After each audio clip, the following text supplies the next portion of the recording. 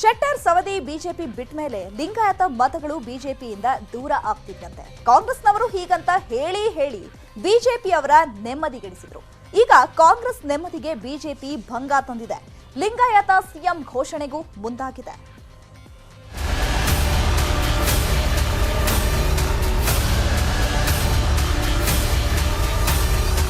ಯಡಿಯೂರಪ್ಪರನ್ನ CM ಸ್ಥಾನದಿಂದ ಕೆಳಗಿಳಿಸಿದ್ದು ಶೆಟ್ಟರ್ ಸವದಿ ಸೇರಿ ಹಲವು ಬಿಜೆಪಿ ಹಿರಿಯರಿಗೆ ಟಿಕೆಟ್ ನೀಡದೇ ಇದ್ದದ್ದನ್ನೇ ಅಸ್ತ್ರವಾಗಿಸಿಕೊಂಡು ಬಿಜೆಪಿಯನ್ನ ಟೀಕಿಸುತ್ತಿದ್ದ ಕಾಂಗ್ರೆಸ್ ವಿರುದ್ಧ ಈಗ ಲಿಂಗಾಯತ ಸಿಎಂ ಅನ್ನೋ ಮಿಸೈಲ್ ಪ್ರಯೋಗ ಮಾಡಿದೆ ಕೇಸರಿ ಪಡೆ.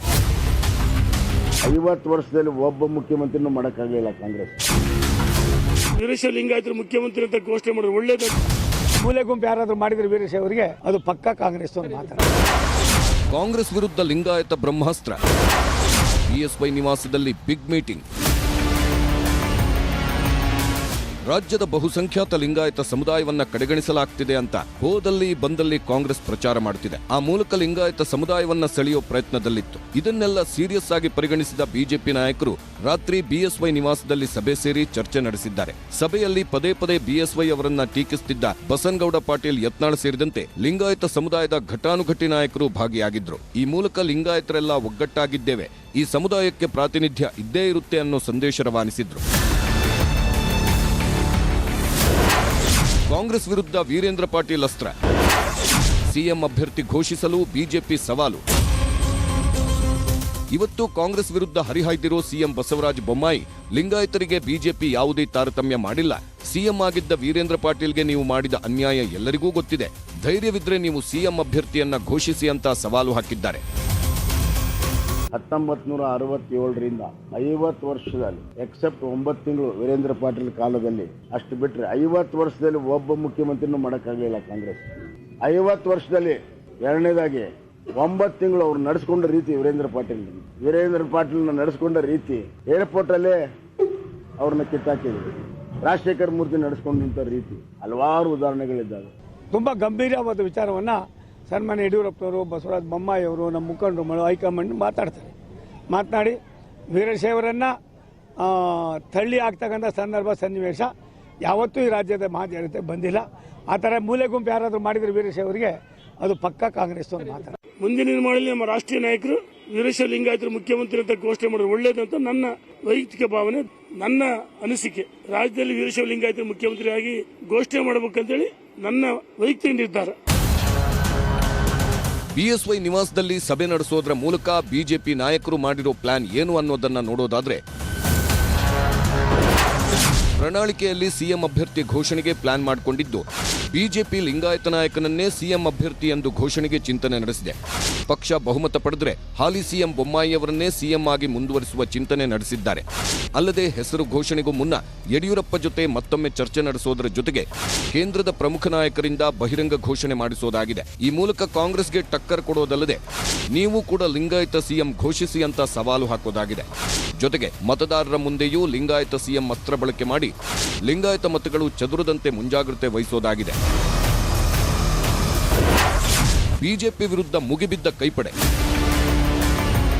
ಇತ್ತ ಬಿಜೆಪಿ ಮೀಟಿಂಗ್ ನಡೆಸುತ್ತಿದ್ದಂತೆ ಕಾಂಗ್ರೆಸ್ಸಿಗರು ಅಲರ್ಟ್ ಆಗಿದ್ದಾರೆ. ಈ ಬಗ್ಗೆ ಟ್ವೀಟ್ ಮಾಡಿರೋ ಎಂಬಿ ಪಾಟೀಲ್, ಬಿಎಸ್ವೈ ಅವರನ್ನ ಅಧಿಕಾರದಿಂದ ಕಿತ್ತೊಗೆದು ಡ್ಯಾಮೇಜ್ ಆದ ಬಳಿಕ ಓಲೈಸುತ್ತಿದ್ದಾರೆ. ರಾಘವೇಂದ್ರಗೆ ಮುಂದಿನ ವರ್ಷ ಎಂಪಿ ಟಿಕೆಟ್ ಸಿಗಲ್ಲ, 2028ಕ್ಕೆ ವಿಜೇಂದ್ರಗೆ ಎಂಎಲ್ಎ ಟಿಕೆಟ್ ಕೂಡ ಸಿಗಲ್ಲ ಅಂತ ಟ್ವೀಟ್ ಮೂಲಕ ತಿವಿದಿದ್ದಾರೆ. ಮತ್ತೊಂದೆಡೆ ಬಿಜೆಪಿ ನಾಯಕರ ಸವಾಲಿಗೆ ವ್ಯಂಗ್ಯವಾಡಿರೋ ವಿಪಕ್ಷ ನಾಯಕ ಸಿದ್ದರಾಮಯ್ಯ, ನಮ್ಮ ಪಕ್ಷದಲ್ಲಿ ಮುಂಚಿತವಾಗಿ ಸಿಎಂ ಹೆಸರು ಘೋಷಣೆ ಮಾಡೋ ಪರಿಪಾಠವಿಲ್ಲ ಅಂತ ತಿರುಗೇಟು ನೀಡಿದ್ದಾರೆ.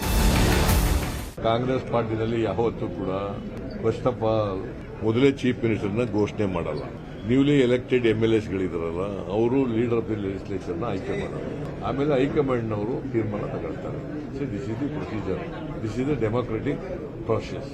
ಇದರಲ್ಲಿ ಕಾಂಗ್ರೆಸ್ ಮೊದಲಿಂದ ಮಾಡ್ಕೊಂಡು ಬಂದಿದೆ, ಈಗಲೂ ಮಾಡ್ತದೆ, ಮುಂದೇನೂ ಮಾಡ್ತದೆ. ಟಿಕೆಟ್ನಲ್ಲೂ ಲಿಂಗಾಯತರದ್ದೇ ಸಿಂಹಪಾಲು. ಇಷ್ಟಕ್ಕೆ ಸುಮ್ಮನಾಗದ ಕೇಸರಿ ಪಡೆ ಟಿಕೆಟ್ ಹಂಚಿಕೆಯಲ್ಲೂ ಕೂಡ ಲಿಂಗಾಯತ ಮತಗಳು ಚದುರಿ ಹೋಗದಂತೆ ನೋಡಿಕೊಂಡಿದೆ. ಕಾಂಗ್ರೆಸ್ಗಿಂತ ಬಿಜೆಪಿ ಹೆಚ್ಚಿನ ಲಿಂಗಾಯತರಿಗೆ ಟಿಕೆಟ್ ನೀಡಿದೆ. ಬಿಜೆಪಿ, ಕಾಂಗ್ರೆಸ್ ಯಾರ್ಯಾರಿಗೆ ಎಷ್ಟೆಷ್ಟು ಟಿಕೆಟ್ ನೀಡಿದೆ ಅನ್ನೋದನ್ನ ನೋಡೋದಾದ್ರೆ, ಲಿಂಗಾಯತರಿಗೆ ಬಿಜೆಪಿ 69 ಕ್ಷೇತ್ರಗಳಲ್ಲಿ ಟಿಕೆಟ್ ನೀಡಿದ್ರೆ ಕಾಂಗ್ರೆಸ್ 51 ಟಿಕೆಟ್ ವಿತರಿಸಿದೆ. ಬಿಜೆಪಿಯಲ್ಲಿ ಒಕ್ಕಲಿಗರಿಗೆ 47 ಟಿಕೆಟ್ ಸಿಕ್ಕಿದ್ರೆ ಕಾಂಗ್ರೆಸ್ನಲ್ಲಿ 43 ಮಂದಿಗೆ ಟಿಕೆಟ್ ನೀಡಿದೆ. ಇನ್ನು SC/ST ಸಮುದಾಯಕ್ಕೆ ಎರಡೂ ಪಕ್ಷಗಳಲ್ಲಿ 51 ಕ್ಷೇತ್ರಗಳಲ್ಲಿ ಟಿಕೆಟ್ ಸಿಕ್ಕಿದ್ರೆ ಬಿಜೆಪಿಯಲ್ಲಿ ಬ್ರಾಹ್ಮಣ ಸಮುದಾಯಕ್ಕೆ 11 ಟಿಕೆಟ್ ನೀಡಿದೆ. ಇತ್ತ ಕಾಂಗ್ರೆಸ್ನಲ್ಲಿ 3 ಬ್ರಾಹ್ಮಣ ಸಮುದಾಯದ ಆಕಾಂಕ್ಷಿಗಳಿಗೆ ಟಿಕೆಟ್ ನೀಡಲಾಗಿದೆ. ಒಟ್ಟಾರೆ ರಾಜಕೀಯ ಪಕ್ಷಗಳು ಟಿಕೆಟ್ ನೀಡಿದ್ದೂ ಆಯಿತು, ಚುನಾವಣೆಗೆ ಕೌಂಟ್ಡೌನ್ ಆರಂಭವಾಗಿದ್ದೂ ಆಯಿತು. ಆದರೆ ರಾಜಕೀಯ ಅಸ್ತ್ರ ಪ್ರತ್ಯಸ್ತ್ರಗಳು ಯಾವ ಮಟ್ಟಿಗೆ ವರ್ಕೌಟ್ ಆಗುತ್ತೆ ಅನ್ನೋದು ಮೇ 13ರ ಫಲಿತಾಂಶದಲ್ಲಿ ಗೊತ್ತಾಗುತ್ತೆ. Bureau report, news 18. ಕನಕಪುರದಲ್ಲಿ ಡಿಕೆಶಿ ನಾಮಪತ್ರ ತಿರಸ್ಕೃತ ಆಗುತ್ತಾ? ಡಿಕೆ ಶಿವಕುಮಾರ್ ಎಲೆಕ್ಷನ್ ಟೈಮ್ನಲ್ಲೇ ಅರೆಸ್ಟ್ ಆಗ್ತಾರಾ? ಎಂಥ ಪ್ರಶ್ನೆ ಉದ್ಭವಿಸೋಕೆ ಕಾರಣ ಕನಕಪುರದಲ್ಲಿ ಡಿಕೆ ಸುರೇಶ್ ನಾಮಪತ್ರ ಹಾಕಿರೋದು. ಈ ಸ್ಟೋರಿ ನೋಡಿ ಎಲ್ಲ ನಿಮಗೆ ಅರ್ಥ ಆಗತ್ತೆ.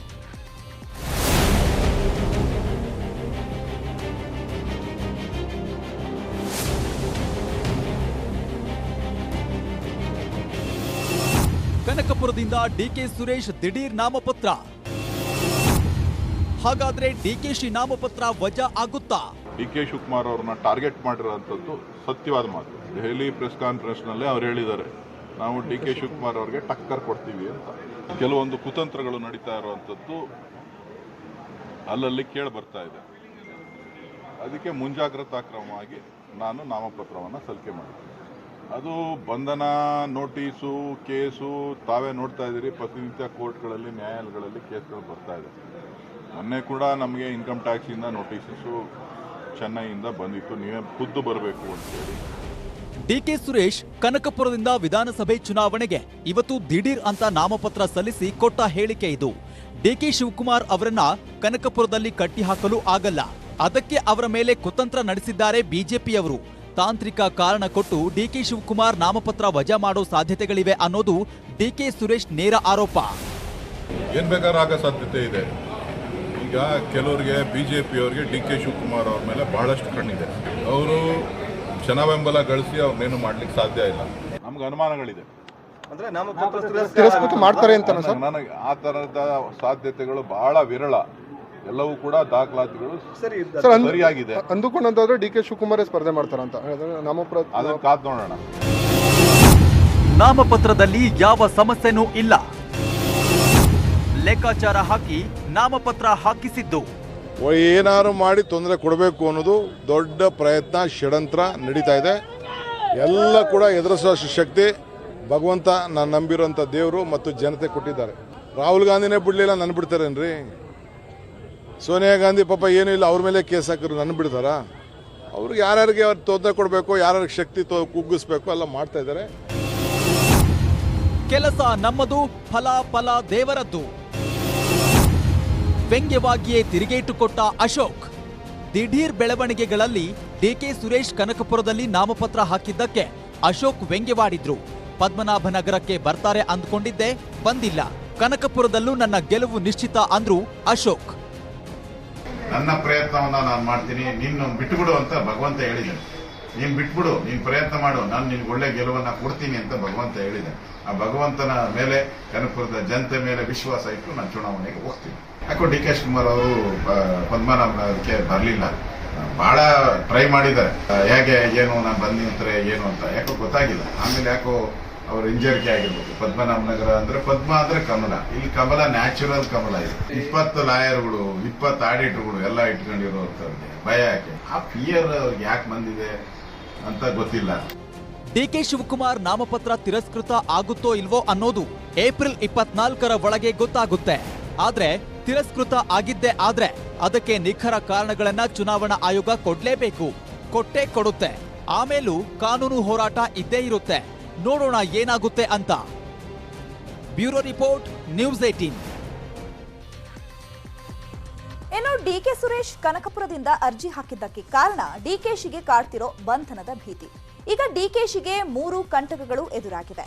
ಹಾಗಾದ್ರೆ ಯಾವುದು ಆ 3 ಕಂಟಕಗಳು? ಈಗ ಅದನ್ನೇ ಎಕ್ಸ್ಪ್ಲೈನ್ ಮಾಡ್ತಾ ಹೋಗ್ತೀವಿ ನೋಡಿ. ಇನ್ನು ಮೊದಲನೇ ಕಂಟಕ, ಇವತ್ತು ಕರ್ನಾಟಕ ಹೈಕೋರ್ಟ್ ಕೊಟ್ಟಿರುವಂತಹ ಆದೇಶ. ಹಾಗಾದ್ರೆ ಏನಿದ್ರು ಪ್ರಕರಣ ಅಂತ ನೋಡೋದಾದ್ರೆ, ಡಿಕೆಶಿ ಅಕ್ರಮ ಆಸ್ತಿ ತನಿಖೆ ಮಾಡೋಕೆ ಸರ್ಕಾರಕ್ಕೆ ಸಿಬಿಐ ಅರ್ಜಿ ಹಾಕಿತ್ತು. ಯಡಿಯೂರಪ್ಪನವರು ಮುಖ್ಯಮಂತ್ರಿ ಆಗಿದ್ದಾಗ ಅಂದ್ರೆ 2019ರಲ್ಲಿ ಸಿಬಿಐ ತನಿಖೆಗೆ ಅನುಮತಿಯನ್ನು ಸಹ ಕೊಡಲಾಗಿತ್ತು. ಇನ್ನು ಸರ್ಕಾರದ ಅನುಮತಿ ಮೇರೆಗೆ ಸಿಪಿಐ ಎಫ್ಐಆರ್ ಹಾಕಿ ತನಿಖೆಯನ್ನ ಕೂಡ ಚುರುಕುಗೊಳಿಸಿ ಡಿಕೆಶಿಯನ್ನ ವಿಚಾರಣೆ ಮಾಡಿದ್ರು. ಆಮೇಲೆ ತನಿಖೆಗೆ ತಡೆ ನೀಡಿ ಅಂತ ಹೈಕೋರ್ಟ್ಗೆ ಡಿಕೆ ಶಿವಕುಮಾರ್ ಅರ್ಜಿ ಹಾಕಿದ್ರು.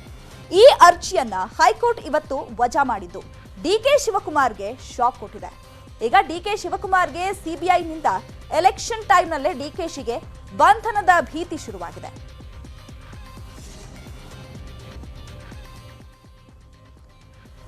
ಇವಿಷ್ಟು ಕೂಡ ಡಿಕೆ ಶಿವಕುಮಾರ್ ಅವರಿಗೆ ಎದುರಾಗಿರುವಂತಹ ಮೊದಲನೇ ಕಂಟಕ. ಹಾಗಿದ್ರೆ ಎರಡನೇ ಕಂಟಕ ಯಾವುದು? ಸಿಬಿಐ ಎಂಟ್ರಿ ಭಯ. ಹೈಕೋರ್ಟ್ ಆದೇಶದ ಬೆನ್ನಲ್ಲೇ ಸಿಬಿಐ ತನಿಖೆ ಚುರುಕುಗೊಳಿಸಿದೆ ಅನ್ನೋ ಮಾಹಿತಿ ದೆಹಲಿ ಮೂಲಗಳಿಂದ ಸಿಕ್ಕಿರುವಂತದ್ದು. ಇನ್ನು ಡಿಕೆಶಿ ಅಕ್ರಮ ಆಸ್ತಿ ಫೈಲ್ ರೀಓಪನ್ ಮಾಡಿ ಸಿಬಿಐ ಎಲ್ಲ ಮಾಹಿತಿ ಕಲೆ ಹಾಕ್ತಾ ಇದೆ. ಅಂದಹಾಗೆ ಸಿಬಿಐ ಸಲ್ಲಿಸಿದ್ದ ಹಳೆಯ ಚಾರ್ಜ್ ಶೀಟ್ನಲ್ಲಿ 74.93 ಕೋಟಿ ಅಕ್ರಮ ಆಸ್ತಿ ಉಲ್ಲೇಖ ಆಗಿತ್ತು. ಇನ್ನು 2022ರಲ್ಲಿ 58 ಪುಟಗಳ ಚಾರ್ಜ್ ಶೀಟ್ ಅನ್ನ ಸಿಬಿಐ ಕೋರ್ಟ್ಗೂ ಸಲ್ಲಿಕೆಯಾಗಿತ್ತು. ಈಗ ಅದೇ ಚಾರ್ಜ್ ಶೀಟ್ ಹಿಡಿದು ಸಿಬಿಐ ತನಿಖೆಯನ್ನ ಚುರುಕುಗೊಳಿಸಲಿದ್ದು ಶೀಘ್ರದಲ್ಲೇ ಡಿಕೆ ಶಿವಕುಮಾರ್ಗೆ ವಿಚಾರಣೆಗೆ ಹಾಜರಾಗುವಂತೆ ನೋಟಿಸ್ ನೀಡುವಂತಹ ಸಾಧ್ಯತೆ ಇದೆ.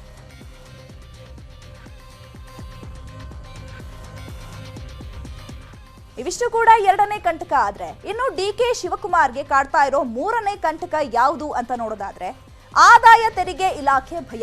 2018ರಲ್ಲಿ ಡಿಕೆ ಶಿವಕುಮಾರ್ ನಾಮಪತ್ರ ಸಲ್ಲಿಸಿದಾಗ 452 ಕೋಟಿ ಆಸ್ತಿ ಘೋಷಿಸಿಕೊಂಡಿದ್ರು. ಈ ವರ್ಷ ಕುಟುಂಬದ ಒಟ್ಟು ಆಸ್ತಿ 1416 ಕೋಟಿ ಇದೆ ಅಂತ ಅಫಿಡವಿಟ್ ಸಲ್ಲಿಸಿದ್ದಾರೆ. ಜೊತೆಗೆ ಕುಟುಂಬದ ವಾರ್ಷಿಕ ಆದಾಯ 16 ಕೋಟಿ 14 ಲಕ್ಷ ಅಂತಾನು ಅಫಿಡವಿಟ್ ನಲ್ಲಿ ಉಲ್ಲೇಖ ಮಾಡಿದ್ದಾರೆ. ಆದ್ರೆ 5 ವರ್ಷದಲ್ಲಿ 68% ಆಸ್ತಿ ಹೆಚ್ಚಳ ಹೇಗಾಯ್ತು ಅನ್ನೋ ಪ್ರಶ್ನೆ ಐಟಿ ಇಲಾಖೆಗೆ ಕಾಡ್ತಾ ಇದೆ. 5 ವರ್ಷಗಳ ತೆರಿಗೆ ಪಾವತಿ ಮಾಹಿತಿಯನ್ನು ಐಟಿ ಇಲಾಖೆ ಸಂಗ್ರಹಿಸಿದ್ಯಂತೆ. ಡಿಕೆಶಿ ಘೋಷಿತ ಆಸ್ತಿ ಲೆಕ್ಕದ ಮೇಲೆ ತನಿಖೆಗೆ ಮರುಜೀವ ನೀಡಲು ಐಟಿ ಸಿದ್ಧತೆಯನ್ನ ಮಾಡಿಕೊಂಡಿದೆ. ಅಚ್ಚರಿ ಅಂದ್ರೆ 5 ದಿನದ ಹಿಂದೆ ಐಟಿ ನೋಟಿಸ್ ಅನ್ನ ಕೊಟ್ಟಿತ್ತು. ಆದ್ರೆ ಎಲೆಕ್ಷನ್ ಟೈಮ್ ನಲ್ಲಿ ಬರೋಕ್ಕಾಗಲ್ಲ ಅಂತ ಐಟಿ ವಿಚಾರಣೆಗೆ ಡಿಕೆಶಿ ಹೋಗಿರ್ಲಿಲ್ಲ. ಈಗ ಡಿಕೆಶಿ ಹಾಕಿರೋ ಅಫಿಡವಿಟ್ ಸುಳ್ಳು ಅನ್ನೋದಾದ್ರೆ ನಾಮಪತ್ರ ತಿರಸ್ಕಾರ ಆಗೋ ಸಾಧ್ಯತೆ ಇರೋದ್ರಿಂದ ಡಿಕೆ ಶಿವಕುಮಾರ್ಗೆ ಟೆನ್ಷನ್ ಶುರುವಾಗಿದೆ.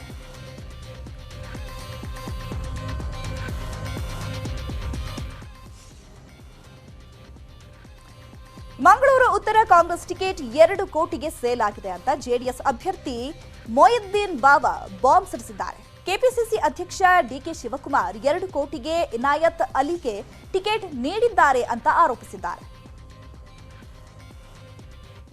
2013ರ ಮೇಲೆ ದೊಡ್ಡ ಕಾಂಟ್ರಾಕ್ಟರ್ ಆಗಿ ಮಾರ್ಪಟ್ಟಂತಹ ಒಂದು ವ್ಯಕ್ತಿಗೆ ಮಾನ್ಯ ಅಧ್ಯಕ್ಷರು ಈ ಅಭ್ಯರ್ಥಿತನವನ್ನು ಮಾರ್ತಾರೆ. It is shame to Congress party. ಇದು ಮಾರಾಟ ಮಾಡಿದ್ದು ಈ ಟಿಕೆಟು ಡಿಕೆ ಶಿವಕುಮಾರ್ ರವರು ಇದನ್ನು ಮಾರಾಟ ಮಾಡಿದ್ದು ಅಂತೇಳಿ ಆತ್ಮಸಾಕ್ಷಿಯಾಗಿ ಹೇಳೋದ್ರಲ್ಲಿ ನನಗೆ ಯಾವುದೇ ಸಂದೇಹವಿಲ್ಲ ಅಂತ ಹೇಳುವಂಥ ಮಾತನ್ನು ನಾನು ಹೇಳ್ತಾ ಇದ್ದೇನೆ. ನಾನು ಏನು ಮಾಡಿದ್ದೇನೆ, ತಪ್ಪು ಮಾಡಿದ್ದೇನೆ? ಶಿವಕುಮಾರ್ ರವರೇ, ನನ್ನನ್ನು ತಾವು ವೈರಿಯಾಗಿ ಕಾಡಿ ನನ್ನ ಈ ಕ್ಷೇತ್ರವನ್ನು 1 ವರ್ಷ ಮೊದಲು ತಾವು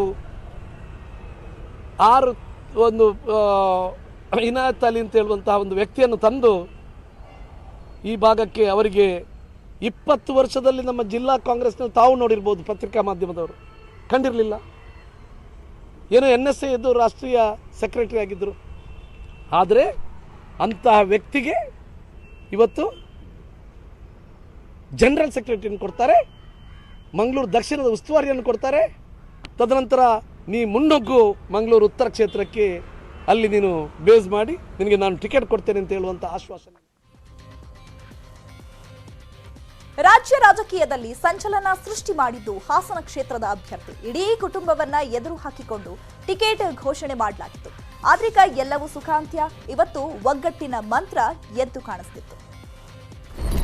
ಅಮಾವಾಸ್ಯೆ ಪೂಜೆ, ಗೆಲುವಿಗೆ ಗೌಡರ ಕಂಕಣ. ರಾಜ್ಯ ವಿಧಾನಸಭಾ ಚುನಾವಣೆಯಲ್ಲಿ 123 ಗುರಿ ಇಟ್ಕೊಂಡು ಚುನಾವಣೆ ನಡೆಸ್ತಾ ಇರುವ ಜೆಡಿಎಸ್ ಇಂದು ನಾಗಮಂಗಲದ ಆದಿಚುಂಚನಗಿರಿಯಲ್ಲಿ ಕಾಲಭೈರವೇಶ್ವರ ಸನ್ನಿಧಿಯಲ್ಲಿ ಅಮಾವಾಸ್ಯೆ ಪೂಜೆ ನೆರವೇರಿಸಿದ್ದಾರೆ.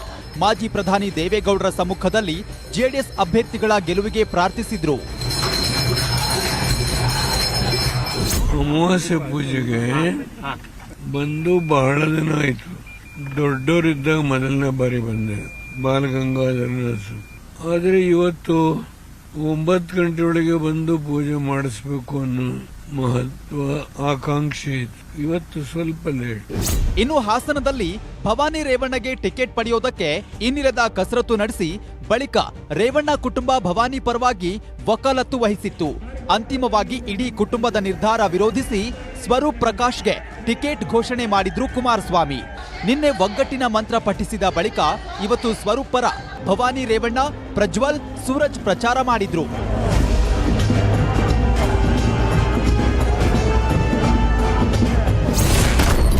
ಬಿಜೆಪಿ ನೋಟು, ಕುಮಾರಸ್ವಾಮಿಗೆ ವೋಟು. ಕುಟುಂಬ ಒಗ್ಗಟ್ಟಿಗೆ ಕಾರಣ ಕೊಟ್ಟ ಕುಮಾರಸ್ವಾಮಿ. ಮಾಜಿ ಪ್ರಧಾನಿ ಎಚ್.ಡಿ. ದೇವೇಗೌಡ, ಮಾಜಿ ಸಿಎಂ ಕುಮಾರಸ್ವಾಮಿ, ರೇವಣ್ಣ, ಭವಾನಿ ರೇವಣ್ಣ, ಪ್ರಜ್ವಲ್, ಸೂರಜ್ ಸೇರಿ ಇಡೀ ಕುಟುಂಬವೇ ಸ್ವರೂಪ್ ಬೆನ್ನಿಗೆ ನಿಂತಿತ್ತು. ಸತತ 5 ಗಂಟೆಗಳ ಕಾಲ ನಡೆದ ರೋಡ್ ಶೋನಲ್ಲಿ ಕುಮಾರಸ್ವಾಮಿ ಮತಬೇಟೆ ನಡೆಸಿದ್ರು. ಸುರಿವ ಮಳೆ ನಡುವೆಯೂ ನಡೆದ ರ್ಯಾಲಿಯಲ್ಲಿ ಸಾವಿರಾರು ಜನ ಕಾರ್ಯಕರ್ತರು ಜಯ ಘೋಷಣೆ ಮೊಳಗಿಸಿದ್ರು.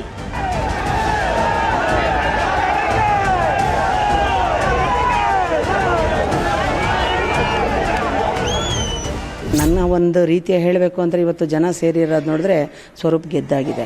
ರ್ಯಾಲಿಲಿ ಹೊರಟಾಗ ನನಗೆ ಒಂದು ರೀತಿಯ ಜನ ನೋಡಿ ಒಂಥರ ತಲೆ ಸುತ್ತು ಬಂದಂಗಾಯಿತು. ಇಡೀ ಇತಿಹಾಸದಲ್ಲೇ ರೆಕಾರ್ಡ್ ಆಗಿರುವಂಥದ್ದು. ಇವತ್ತು ನಮಗೆ ಕೊಟ್ಟಿರೋ ಅವಕಾಶನ ಏನು 5 ವರ್ಷ ಭಗವಂತ ಕೊಡ್ತಾನೆ, ಅದನ್ನು ಸದುಪಯೋಗವಾಗಿ ನಾವು ನಡ್ಕೊಂಡಿದ್ರೆ ಇಷ್ಟೊಂದೆಲ್ಲ ಆಗ್ತಿರ್ಲಿಲ್ಲ. ಇವತ್ತು ನಿಮ್ಮ ದುರಂಕಾರದ ಮಾತುಗಳು ಒಳ್ಳೆಯದಲ್ಲ. ಸ್ವರೂಪ್ ಪರ ರ್ಯಾಲಿಯಲ್ಲಿ ರೇವಣ್ಣ ಕುಟುಂಬದ ಒಗ್ಗಟ್ಟಿನ ಬಗ್ಗೆ ಕುಮಾರಸ್ವಾಮಿ ಹೇಳಿದ್ದಿಷ್ಟು.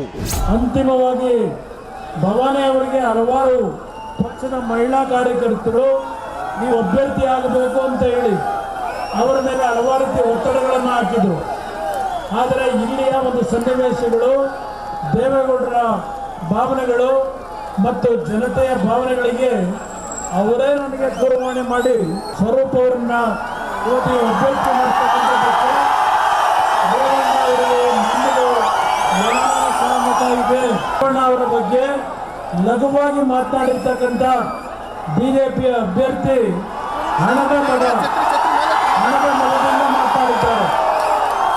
ಇವತ್ತು ಆ ಅಭ್ಯರ್ಥಿಯಿಂದ ಇವತ್ತು ಅವರು ಮಾಡಿರ್ತಕ್ಕಂಥ ಅಕ್ರಮ ಹಣ ಇವತ್ತು ನಾವು ಊಹೆ ಮಾಡಲಿಕ್ಕೂ ಸಾಧ್ಯ ಇಲ್ಲ. ಅದೆಂಥದ ಒಂದು ಬೆಳ್ಳಿಯ ಫೋಟೋ ಅಂತ ಹೇಳಿ ಯಾವುದೋ ಒಂದು ಇದರ ಶೂಟಿಂಗ್ ಡೂಪ್ಲಿಕೇಟ್ ಬೆಳ್ಳಿ ವಿಗ್ರಹ ಅಂತ ಹೇಳಿ ಮನೆಗೆ ಕೊಟ್ಟು ಟೋಪಿ ಹಾಕಿರ್ತಕ್ಕಂಥ ಈ ಅಭ್ಯರ್ಥಿ ಮಣ್ಣಿನ ಮಗ, ರೈತನ ಮಗ ಸನ್ಮಾನ್ಯ ದೇವೇಗೌಡರು ಮೇ 18ನೇ ತಾರೀಕು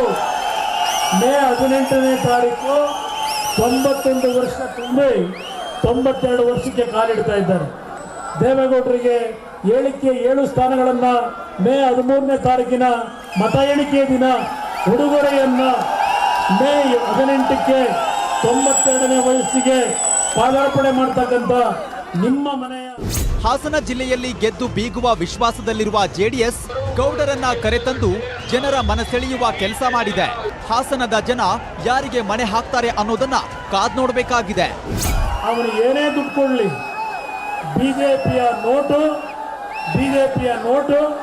ಸ್ವರೂಪ್ಗೆ ಓಟು, ಬಿಜೆಪಿಯ ನೋಟು ಸ್ವರೂಪ್ಗೆ ಓಟು.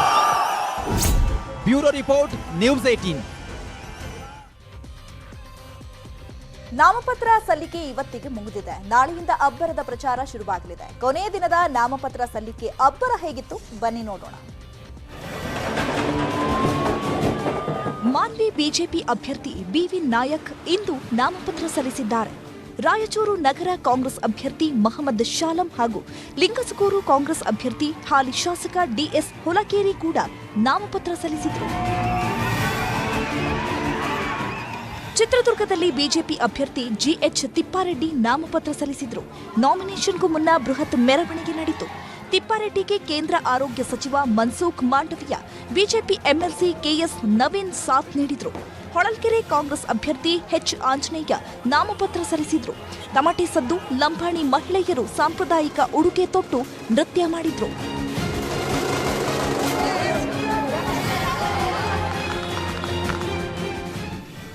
ಸತೀಶ್ ಜಾರಕಿಹೊಳಿ ಮೌಢ್ಯಕ್ಕೆ ಸೆಡ್ಡು ಹೊಡೆದು ರಾಹುಕಾಲದಲ್ಲೇ ನಾಮಪತ್ರ ಸಲ್ಲಿಸಿದ್ದಾರೆ. ಬಳಿಕ ಮಾತನಾಡಿದ ಸತೀಶ್ ಜಾರಕಿಹೊಳಿ ಕೇವಲ ಯಮಕನ ಮರಡಿ ಮಾತ್ರವಲ್ಲ, ಇಡೀ ರಾಜ್ಯಾದ್ಯಂತ ಕೈ ಜಯಭೇರಿ ಬಾರಿಸುತ್ತೆ ಅಂದ್ರು. ನಿಪ್ಪಾಣಿ ಕ್ಷೇತ್ರದಿಂದ ಬಿಜೆಪಿ ಅಭ್ಯರ್ಥಿಯಾಗಿ ಸಚಿವೆ ಶಶಿಕಲಾ ಜೊಲ್ಲೆ ನಾಮಪತ್ರ ಸಲ್ಲಿಸಿದ್ರು. ಜೊಲ್ಲೆಗೆ ಕೇಂದ್ರ ಸಚಿವ ಪ್ರಹ್ಲಾದ್ ಜೋಶಿ ಹಾಗೂ ಸ್ಥಳೀಯ ನಾಯಕರು ಸಾಥ್ ನೀಡಿದ್ರು. ಶಿಕಾರಿಪುರದಲ್ಲಿ ಕಾಂಗ್ರೆಸ್ ಅಭ್ಯರ್ಥಿ ಗೌಣಿ ಮಾಲ್ತೇಶ್ ನಾಮಪತ್ರ ಸಲ್ಲಿಸಿದ್ರು. ಶಿವಮೊಗ್ಗದಲ್ಲಿ ಕಾಂಗ್ರೆಸ್ ಅಭ್ಯರ್ಥಿ ಎಚ್ಸಿ ಯೋಗೀಶ್ ನಾಮಪತ್ರ ಸಲ್ಲಿಸಿದ್ದು, ಶಿವಮೊಗ್ಗ ಬಿಜೆಪಿ ಅಭ್ಯರ್ಥಿಯಾಗಿ ಎಸ್ಎಸ್ ಚನ್ನಬಸಪ್ಪ ನಾಮಪತ್ರ ಸಲ್ಲಿಸಿದ್ದಾರೆ. ಇತ್ತ ಜೆಡಿಎಸ್ ಅಭ್ಯರ್ಥಿಯಾಗಿ ಆಯನೂರು ಮಂಜುನಾಥ್ ನಾಮಪತ್ರ ಸಲ್ಲಿಸಿದ್ದಾರೆ. ನಿಷೇಧಾಜ್ಞೆ ರಹಿತ ನಗರ ನೆಮ್ಮದಿಯಿಂದ ಆಗುವಂತ ನಮ್ಮ ಉದ್ದೇಶ ಏನಿದೆ, ಅದಕ್ಕೆ ಶಿವಮೊಗ್ಗದ ಜನತೆ ಎಲ್ಲ ಧರ್ಮೀಯರು ಸಹಕಾರವನ್ನು ಕೊಡ್ತಾರೆ ಅಂತಕ್ಕಂಥ ನಂಬಿಕೆ ನನಗೆ ಬಂದಿದೆ. ದಾಸರಹಳ್ಳಿಯಲ್ಲಿ ಇಂದು ಬಂಡಾಯ ಅಭ್ಯರ್ಥಿ ಆರ್ ರಮೇಶ್ ಗೌಡ ನಾಮಪತ್ರ ಸಲ್ಲಿಸಿದ್ದಾರೆ. ಕಾಂಗ್ರೆಸ್ನಿಂದ ಧನಂಜಯ್ಗೆ ಟಿಕೆಟ್ ನೀಡಿದ ಹಿನ್ನೆಲೆ ಬಂಡಾಯ ಅಭ್ಯರ್ಥಿಯಾಗಿ ಕಣಕ್ಕೆ ಇಳಿದಿದ್ದು, ಕಾಂಗ್ರೆಸ್ ನಮಗೆ ಮೋಸ ಮಾಡಿದೆ, ಯಾವುದೇ ಕಾರಣಕ್ಕೂ ಚುನಾವಣೆಯಿಂದ ಹಿಂದೆ ಸರಿಯಲ್ಲ ಅಂದ್ರು. ನಮಗೆ ಪಕ್ಷದಲ್ಲಿ ತುಂಬ ಬೇಸರ ಆಗಿದೆ. ನಾವು ನಿಷ್ಠಾವಂತ ಕಾರ್ಯಕರ್ತರು, ಬಂಡಾಯ ಕಾಂಗ್ರೆಸ್ ಬಂಡಾಯವಾಗಿ ನಾವು ನಾಮಿನೇಷನ್ ಸಲ್ಲಿಸಿದ್ದೀವಿ. ಜನಗಳಿಗೆ ನಾವು ಸ್ಪಂದನೆ ಮಾಡಿದ್ದೀವಿ. ಅವತ್ತಿನಿಂದ ಜನಗಳು ಏನು ತೀರ್ಪು ಕೊಡ್ತಾರೋ ಅದೇ ತೀರ್ಪು. ಯಾವುದೇ ಕಾರಣಕ್ಕೂ ನಾವು ಟಿಕೆಟ್ ಹಿಂದೆ ಸರಿಯಾದ ಮಾತೇ ಇಲ್ಲ. ಕೈ ನಾಯಕ ಬಾಬುರಾವ್ ಚಿಂಚನಸೂರ್ ಅಪಘಾತಕ್ಕೀಡಾಗಿ ಆಸ್ಪತ್ರೆಯಲ್ಲಿ ಚಿಕಿತ್ಸೆ ಪಡೆದಿದ್ದಾರೆ. ಹೀಗಾಗಿ ಅವರ ಪರ ಪತ್ನಿ ಅಮರೇಶ್ವರಿ ನಾಮಪತ್ರ ಸಲ್ಲಿಸಿದ್ದಾರೆ. ಬಳಿಕ ಮಾತನಾಡಿದ ಅಮರೇಶ್ವರಿ, ನನ್ನ ಗಂಡನಿಗೆ ದೇವರು ಜೀವದಾನ ನೀಡಿದ್ದಾನೆ, ನೀವು ಮತದಾನ ಮಾಡಿ ಅಂದ್ರು. ಏನೋ ಒಂದು ಗೊತ್ತಿಲ್ಲ, ಆದ್ರೆ ದೇವರು ಮತ್ತು ಅವ್ರ ಪ್ರಾಣ ಉಳಿಸಿದಾರೆ. ಇವತ್ತು ಇವ್ರು ಸೇವೆ ಮಾಡ್ಲಿಕ್ಕೆ, ಆ ಸೇವೆ ಮಾಡಬೇಕಾದ್ರೆ ಇವತ್ತು ದೇವ್ರದ್ದು ಯಾವ ಥರ ಪ್ರಾಣದಾನ ಕೊಟ್ಟಿದ್ದಾರೆ, ನನಗೆ ಓಟಿನ ದಾನ ಜನ ಕೊಡಬೇಕು. ಮತ್ತೆ ಅವರು ಇವ್ರ ಮತಕ್ಷೇತ್ರದ ಮಧ್ಯದಲ್ಲಿ ಬಂದು ಓಡಾಡ್ತಾರೆ. ಹೊನ್ನಾಳಿ ಶಾಸಕ ರೇಣುಕಾಚಾರ್ಯ ಮನೆಯಲ್ಲಿ ವಿಶೇಷ ಪೂಜೆ ಸಲ್ಲಿಸಿ ಬಳಿಕ ನಾಮಪತ್ರ ಸಲ್ಲಿಸಿದ್ರು. ಅದಕ್ಕೂ ಮುನ್ನ ಮಗಳು ಚೇತನ ತಂದೆಗೆ ಬಿಜೆಪಿ ಶಾಲು ಹೊದಿಸಿ ಜಯಶಾಲಿಯಾಗುವಂತೆ ಹಾರೈಸಿದ್ರು. ಹೊಸದುರ್ಗದಲ್ಲಿ ಪಕ್ಷೇತರ ಅಭ್ಯರ್ಥಿ ಗೂಳಿಹಟ್ಟಿ ಶೇಖರ್ ಕೆಂಪು ಶಲ್ಯ ಧರಿಸಿ ಬರಿಗಾಲಲ್ಲಿ ಆಗಮಿಸಿ ನಾಮಪತ್ರ ಸಲ್ಲಿಸಿದ್ದಾರೆ. ಜಾತಕದ ಪ್ರಕಾರ ಇಂದು ಒಳ್ಳೆಯ ದಿನ ಎಂದು ಮಂಡ್ಯ ಕಾಂಗ್ರೆಸ್ ಅಭ್ಯರ್ಥಿ ಗಣಿಕಾ ರವಿ ಇವತ್ತು ನಾಮಪತ್ರ ಸಲ್ಲಿಸಿದ್ದಾರೆ. ಮಂಡ್ಯದಲ್ಲಿ ಜೆಡಿಎಸ್ ನಾಯಕರಿಂದಲೇ ಜೆಡಿಎಸ್ ವಿರುದ್ಧ ಅಸ್ತ್ರ ಪ್ರಯೋಗವಾಗಿದೆ. ಎಂ ಶ್ರೀನಿವಾಸ್ ನೇತೃತ್ವದಲ್ಲಿ 3 ಪಕ್ಷೇತರರು ನಾಮಪತ್ರ ಸಲ್ಲಿಸಿದ್ದಾರೆ. ಪಿಇಟಿ ಅಧ್ಯಕ್ಷ ವಿಜಯಾನಂದ, ಶ್ರೀನಿವಾಸ್ ಅಳಿಯ ಯೋಗೇಶ್, ಮಹಾಲಿಂಗೇಗೌಡರಿಂದ ನಾಮಪತ್ರ ಸಲ್ಲಿಸಿದ್ರು. ಐಟಿ ದಾಳಿ, ಜಿಎಸ್ಟಿ ದಾಳಿ, ಚುನಾವಣಾಧಿಕಾರಿಗಳ ದಾಳಿಯಾದ್ರು ಕೆಜಿಎಫ್ ಬಾಬು ಕೇರ್ ಮಾಡದೆ ಇಂದು ಸೌತ್ ಎಂಡ್ ಸರ್ಕಲ್ ಬಳಿ ಆರ್ಒ ಕಚೇರಿಯಲ್ಲಿ ಪಕ್ಷೇತರರಾಗಿ ನಾಮಪತ್ರ ಸಲ್ಲಿಸಿದ್ರು. ಪುತ್ತೂರು ಬಿಜೆಪಿ ಅಭ್ಯರ್ಥಿ ಆಶಾ ತಿಮ್ಮಪ್ಪ ಸಾವಿರಾರು ಕಾರ್ಯಕರ್ತರ ಜೊತೆಗೆ ಮೆರವಣಿಗೆಯಲ್ಲಿ ಸಾಗಿ ನಾಮಪತ್ರ ಸಲ್ಲಿಸಿದ್ರು. ಬಿಜೆಪಿ ಮೆರವಣಿಗೆಯಲ್ಲಿ ನಟಿ ಶ್ರುತಿ, ತೇಜಸ್ವಿ ಸೂರ್ಯ, ನಳಿನ್ ಕುಮಾರ್ ಕಟೀಲ್ ಭಾಗಿಯಾಗಿ ಮೆರಗು ನೀಡಿದ್ರು.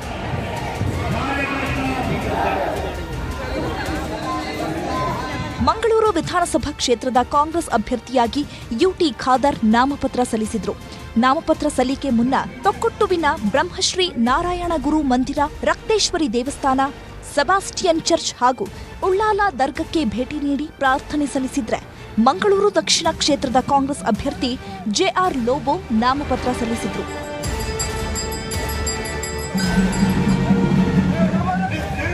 ಬಂಟ್ವಾಳದಲ್ಲಿ ಕಾಂಗ್ರೆಸ್ ಮಾಜಿ ಸಚಿವ ರಮಾನಾಥ್ ರೈ ವೆಂಕಟರಮಣ ದೇವಸ್ಥಾನದಿಂದ ಬೃಹತ್ ಪಾದಯಾತ್ರೆ ನಡೆಸಿ ಸಾವಿರಾರು ಕಾರ್ಯಕರ್ತರ ಜೊತೆ ಆಗಮಿಸಿ ನಾಮಪತ್ರ ಸಲ್ಲಿಸಿದರು.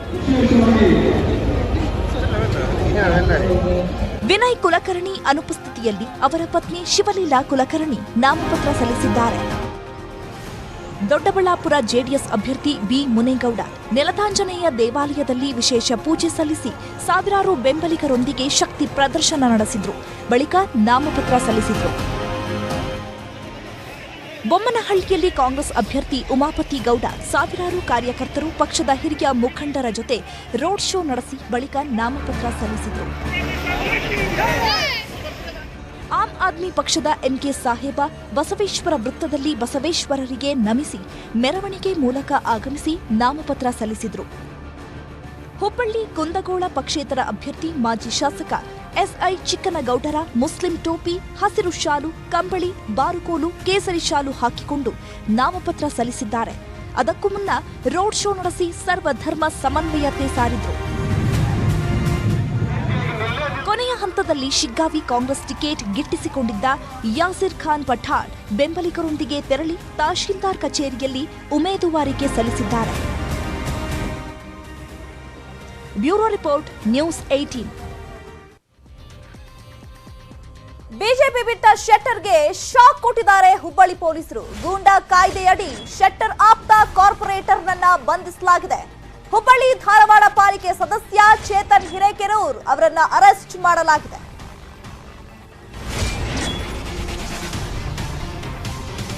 ವಿವಿಧ ಪೊಲೀಸ್ ಠಾಣೆಗಳಲ್ಲಿ ರೌಡಿ ಶೀಟರ್ ಆಗಿದ್ದ ಚೇತನ್ ಹಿರೇಕೆರೂರ್ ನಿನ್ನೆ ಜಗದೀಶ್ ಶೆಟ್ಟರ್ ನಾಮಪತ್ರ ರ್ಯಾಲಿಯಲ್ಲಿ ಕಾಣಿಸಿಕೊಂಡಿದ್ದ ಚೇತನ್ ಈಗ ಬೆಳಗಾವಿ ಹಿಂಡಲಗ ಜೈಲಿಗೆ ಕಳಿಸಿದ್ದಾರೆ ಗೋಕುಲ್ ರೋಡ್ ಠಾಣೆ ಪೊಲೀಸರು. ಬೆಳಗಾವಿ ಹಿಂಡಲಗ ಜೈಲಿಗೆ ಅಟ್ಟಿದ್ದಾರೆ ಪೊಲೀಸರು. ಈಗ ನಿನ್ನೆ ಜಗದೀಶ್ ಶೆಟ್ಟರ್ ನಾಮಪತ್ರ ರ್ಯಾಲಿಯಲ್ಲಿ ಈ ಚೇತನ್ ಕಾಣಿಸಿಕೊಂಡಿದ್ದ. ಈಗ ಹುಬ್ಬಳ್ಳಿ ಧಾರವಾಡ ಪೊಲೀಸರು ಗೂಂಡಾ ಕಾಯ್ದೆ ಅಡಿ ಶೆಟ್ಟರ್ ಆಪ್ತ ಕಾರ್ಪೊರೇಟರ್ ಚೇತನ್ ಅವರನ್ನ ಬಂಧಿಸಲಾಗಿದೆ. ಹುಬ್ಬಳ್ಳಿ ಧಾರವಾಡ ಪಾಲಿಕೆ ಸದಸ್ಯ ಚೇತನ್ ಹಿರೇಕೆರೂರ್ ಅವರನ್ನ ಅರೆಸ್ಟ್ ಮಾಡಿ ಜೈಲಿಗಟ್ಟಿದ್ದಾರೆ.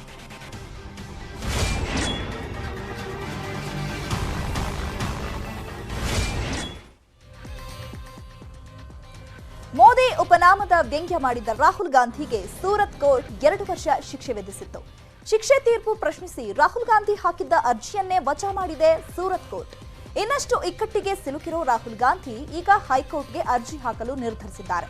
ರಾಹುಲ್ ಗಾಂಧಿಗೆ ಶಿಕ್ಷೆ ಆಗುತ್ತೆ, ನ್ಯಾಯಾಂಗ ಮತ್ತು ಜನರ ಗೆಲುವಾಗಿದೆ ಅಂತ ಬಿಜೆಪಿ ಹೇಳಿದ್ರೆ ಪ್ರಕರಣ ಸಂಬಂಧ ಲಭ್ಯವಿರುವ ಎಲ್ಲ ಆಯ್ಕೆಗಳನ್ನ ಬಳಸಿಕೊಳ್ತೀವಿ ಅಂತ ಕಾಂಗ್ರೆಸ್ ಹೇಳ್ತಾ ಇದೆ. 13 ಏಪ್ರಿಲ್ 2019ರಂದು ರಾಹುಲ್ ಗಾಂಧಿ ಮೋದಿ ಹೆಸರನ್ನ ಬಳಸಿ ವ್ಯಂಗ್ಯ ಮಾಡಿದ್ರು. 23 ಮಾರ್ಚ್ 2023ರಂದು ರಾಹುಲ್ ಗಾಂಧಿ ದೋಷಿ ಅಂತ 2 ವರ್ಷ ಜೈಲು ಶಿಕ್ಷೆ ವಿಧಿಸಿತ್ತು. ಏಪ್ರಿಲ್ 3ಕ್ಕೆ ತೀರ್ಪು ಪ್ರಶ್ನಿಸಿ ಮೇಲ್ಮನವಿ ಹಾಕಿದ್ರು. ಇವತ್ತು ಅರ್ಜಿ ವಜಾ ಆಗಿದೆ. ಜಮ್ಮು ಕಾಶ್ಮೀರದ ಪೂಂಚ್ ಜಿಲ್ಲೆಯಲ್ಲಿ ಸೇನಾ ವಾಹನ ಹೊತ್ತಿ ಉರಿದು 5 ಯೋಧರು ಹುತಾತ್ಮರಾಗಿದ್ದಾರೆ. ಆದರೆ ಸೇನಾ ವಾಹನ ಹೊತ್ತಿ ಉರಿಯಲು ಕಾರಣ ಉಗ್ರರು ಗ್ರೆನೇಡ್ ಸ್ಫೋಟಿಸಿದ್ದಾರೆ ಅಂತ ಹೇಳಲಾಗ್ತಾ ಇದೆ. ಸಂಚರಿಸ್ತಾ ಇದ್ದ ಸೇನಾ ವಾಹನಕ್ಕೆ ಭಯೋತ್ಪಾದಕರು ದಾಳಿ ಮಾಡಿರೋ ಬಗ್ಗೆ ತೀವ್ರ ತನಿಖೆ ನಡೆಸಲಾಗ್ತಾ ಇದ್ದು ಲಷ್ಕರ್ ಉಗ್ರ ಸಂಘಟನೆ ಕೈಪಾಡದ ಗುಮಾನಿ ಎದ್ದಿದೆ. ಮುಂದಿನ ತಿಂಗಳಿನಿಂದ G20 ಶೃಂಗಸಭೆ ಕಾಶ್ಮೀರದಲ್ಲಿ ನಡೆಯಲಿದ್ದು ಪೂಂಚ್ ಸೇರಿದಂತೆ ಜಮ್ಮು ಕಾಶ್ಮೀರದ ಎಲ್ಲಾ ಕಡೆ ಸೇನಾಪಡೆ ಹೈ ಅಲರ್ಟ್ ಘೋಷಣೆ ಮಾಡಿದೆ.